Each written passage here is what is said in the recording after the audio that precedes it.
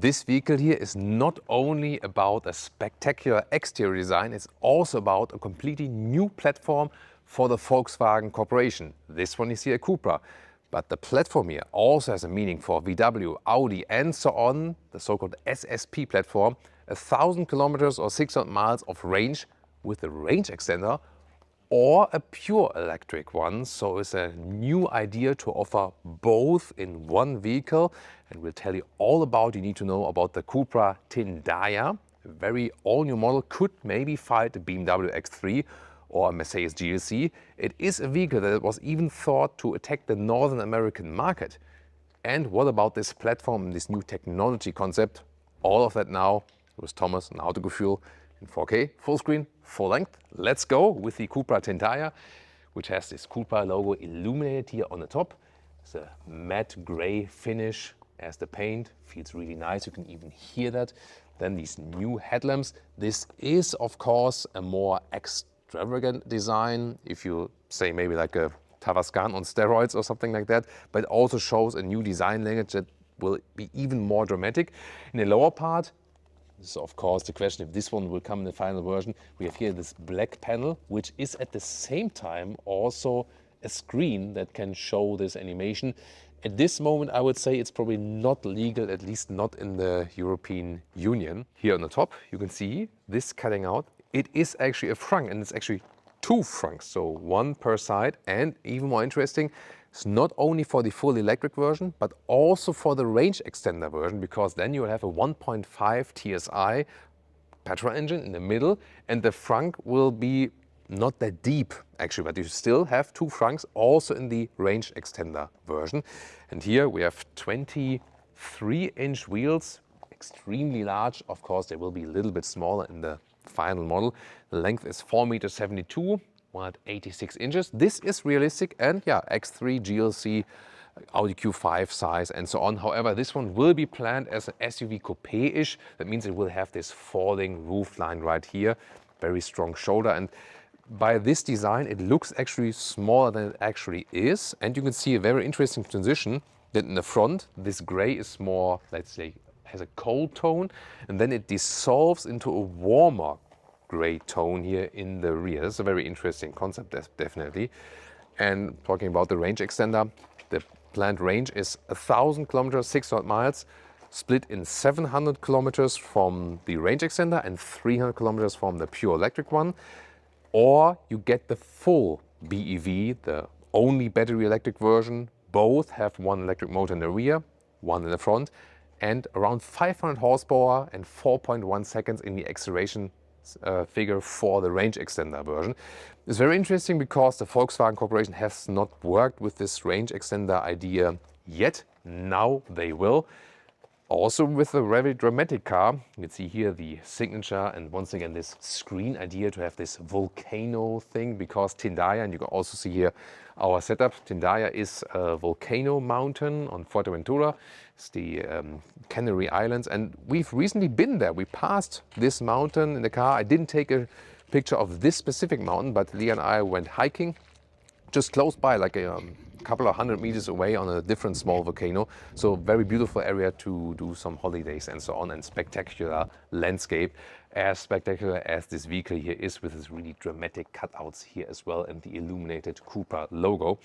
But will be even more interesting to really take a look at this platform called SSP, because as I said, also other brands in this corporation will use it, and will use it as a full BEV or this REV or REEV for range extender electric vehicle. And that might also be a thing, for example, for the Northern American market with long highways and so on, and where not maybe everyone has a charging infrastructure yet. However, due to the recent Trump tariffs, they postponed the idea to enter the Northern American market a little bit. So we have to see when this will come into place. This is also not a vehicle for next year. It will also take some more years until this actually can become reality. But the interior we can also take a look at, because this one has even more new ideas.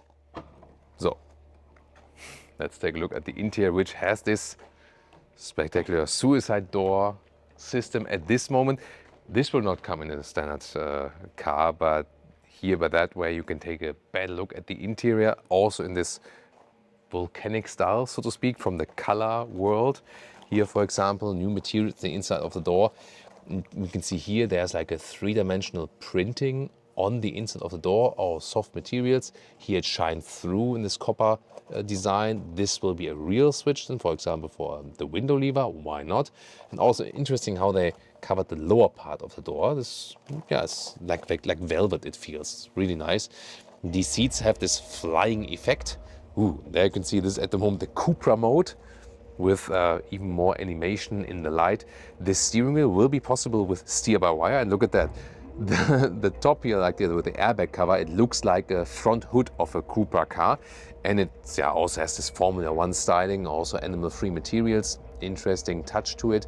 And there you can see the animation, because it has no central infotainment. It has these instruments, and you can also see it on top. It has, you maybe know, like from the BMW panoramic vision. This is same concept, that you have an additional layer that goes all the way from left to the right. I can also play a little bit here with the boost mode, by the way. You can press the boost mode and you have an additional boost, for example. This will also be possible. This seat here has a neoprene-like texture, and also this three-dimensional layer. This looks like a passive seat massage, so to speak. And it will also have speakers inside the headrest. And this is here inspired by a shoe, like by sneaker design. It's also interesting, and here in the middle console, we have once again this structure, and this is a Triforce, so to speak, again, and you can activate, for example, this Cupra mode with clicking here, or switch it back again. And I can also go to the normal mode with pressing the letter part of the Triforce, and to the left part here, when I press here, then it switches to this panoramic vision mode. Not sure if the Cupra calls it that way as well. Probably they're not allowed to. And we also have a special feature here, like a so-called heartbeat feature in the middle of the console. So to make it like a living creature, this surface here, see here, gives a little bit of resistance. And maybe, I don't know, when the Cupra mode is on, it can be possible that here, I can put my hand on it, that it breathes basically. Maybe heartbeat, maybe breathing. Would be slow heartbeat, right? So I would say like rather a beast breathing function, something like that. To the rear, see, we have like this 2+2 concept at the moment, but it will be a proper 5-seater.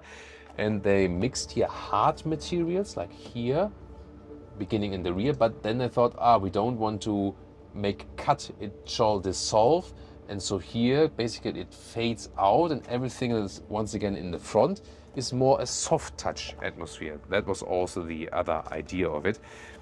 And of course, being driver focused, no infotainment, not too much distraction, really focusing on the road, and that you can have as much driving fun as possible. The steer-by-wire technology, we recently did it in the production version of the Lexus RZ. The advantage is always that you just turn the steering wheel like this, and this is already like the full lock, you know, so you do like this or like this, and then the tires go all the way. You don't have to, like, you know, move it around 2 or 3 times. The whole steering wheel makes it even sportier and comfortable basically at the very same time.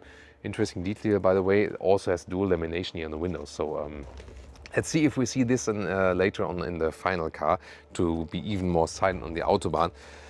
But I think using the Triforce to control your car, Link from Zelda would have loved that probably.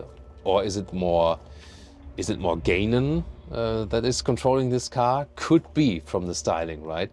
I think this one could be really carried over from the styling wise. It's interesting to have like a front hood as the airbag cover here. Or what do you think about that? It's a pretty cool thing. And also the grab handling is like really sporty atmosphere, promises racing.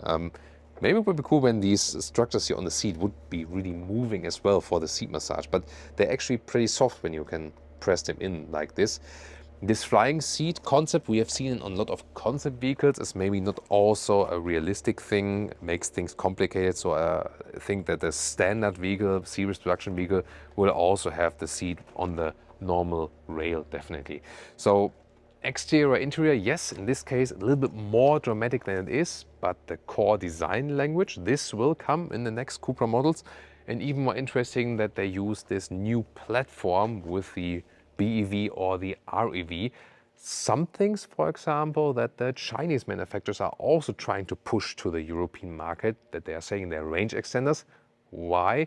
It's also the thing that they do not pay the special EU taxes for BEVs on that one, which Cupra, by the way, also has to pay for their own Tavascan, because the Tavascan is paid in China. So you see the car world is getting more and more complex. Now we get a new platform, and when can we see something like this on the road, and maybe even in Northern America? This one probably rather towards 2030. So this is a real far outlook to the future. But we have more current models of Cupra for you right here.